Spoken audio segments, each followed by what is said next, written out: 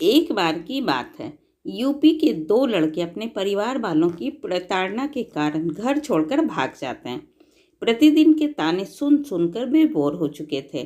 फिर उन्होंने इस समस्या से छुटकारा पाने के लिए घर छोड़कर भागने की सोचा। रात का समय था।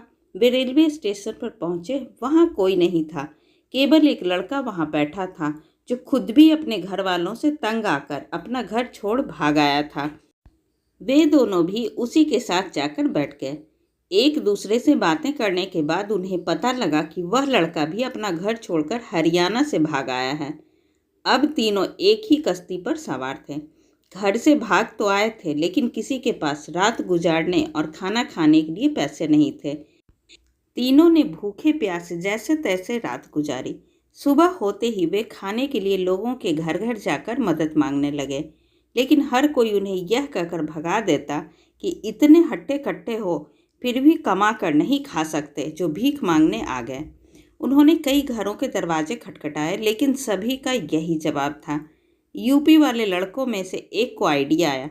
उसने कहा, हमें कोई भी ऐसे खाना नहीं देगा, इसके लिए ये एक योजना बनानी होगी। बाकी दोनों दोस्तों ने पूछा, क्या योजना है? उसने कहा, हमें लोगों को राजी करने के लिए कोई उदाहरण बनाना होगा जिसकी अंतिम कड़ी एक दूसरे से मिलती हो। उन्होंने कहा, समझ गए। अब वे दोबारा किसी के घर चले गए। पहला बोला, कुछ भिक्षा घाल माई। दूसरा बोला, तेरे जियो भतीजे भाई। हरियाणा वाला खामोश खड़ा रहा, कुछ नहीं बोला।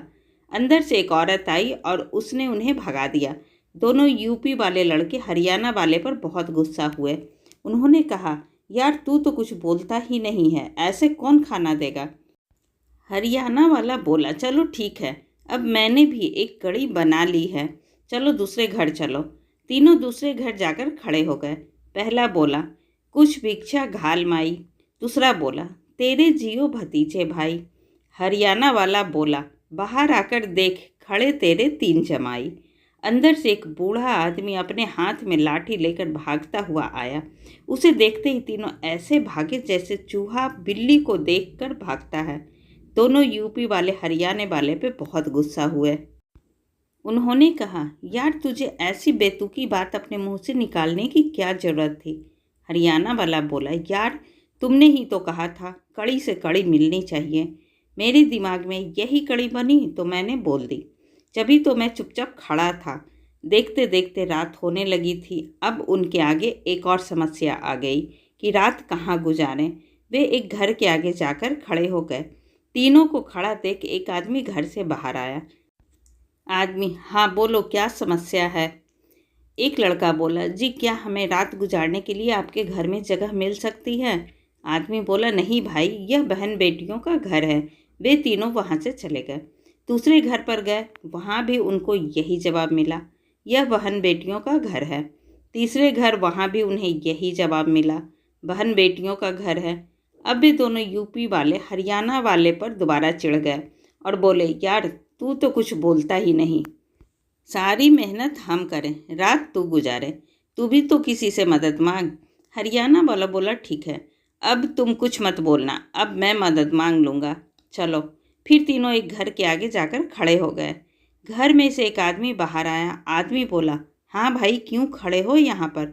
हरियाणा वाला, जी क्या यह बहन बेटियों का घर है? आदमी बोला, हाँ, क्या हुआ? हरियाणा वाला, जी सच में यह बहन बेटियों का घर है। आदमी बोला, अबे हाँ, तुझे काम क्या है यह बता। हरियाणा वाला, जी कुछ नहीं, रात काटनी थी। यह सुनते ही घर का मालिक उनके पीछे ऐसे भागा मानो हाथ में आ गया तो जान से ही मार देगा। वे तीनों भागते भागते बहुत दूर पहुंच गए। अब दोनों यूपी वालों ने सोचा, भाई इस हरियाणा वाले से पीछा छुड़वा लो, सब ठीक हो जाएगा। दोनों हरियाणा वाले से पीछा छुड़वाकर भागने लगे, लेकिन वह भी पक्का ढीठ था, पीछे पीछे हो लिया।